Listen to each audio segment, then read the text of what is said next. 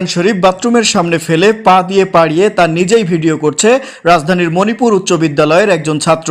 মুহূর্তেই সে ভিডিও ছড়িয়ে যায় মানুষের মধ্যে। শুক্রবার জুম্মার নামাজের পর মিরপুর রূপনগর আবাসিক এলাকা থেকে ওই ছাত্রকে আটক করে জনতা।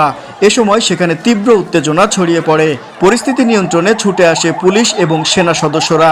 এ সময় উত্তেজিত জনতা ওই ছাত্রকে পুলিশের হাতে তুলে দিতে অস্বীকৃতি জানালে সেখানে উত্তেজনা আরও বেড়ে যায়।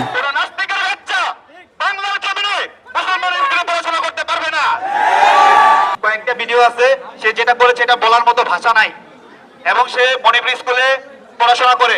আমরা এখানে প্রশাসনের কাছে দাবি রাখবো, এখানে সর্বোচ্চ প্রশাসনের সর্বোচ্চ আমাদের রূপনগর থানার অফিসার এখানে উপস্থিত আছেন, সকল কর্মকর্তা উপস্থিত আছেন।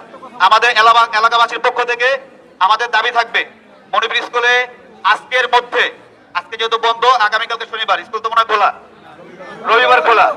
রবিবার খোলার আগেই আমরা স্কুলের নোটিশ বোর্ডে এবং তাদের অনলাইন পেজে তার বহিষ্কার চাই, স্থায়ী বহিষ্কার। যদি বহিষ্কার করা না হয় আমরা মণিপুর স্কুলকে ঘেরাও করতে বাধ্য হব।